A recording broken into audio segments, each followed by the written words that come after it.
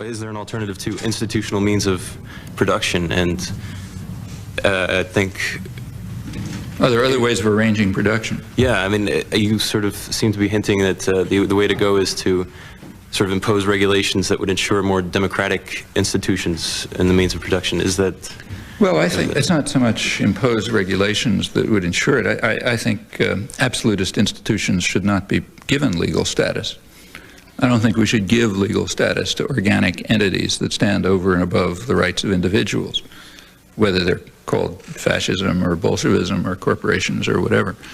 I do think that human rights come from, are sort of rooted in human nature, really, and that these collectivist institutions are not persons. They shouldn't have rights.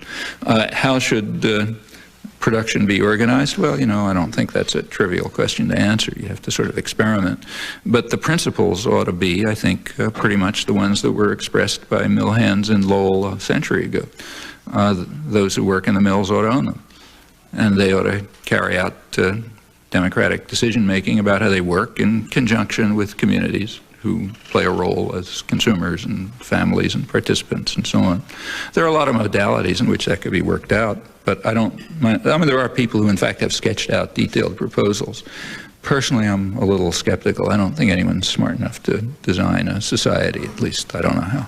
But I think you have to sort of try various things, see how they work, and so on.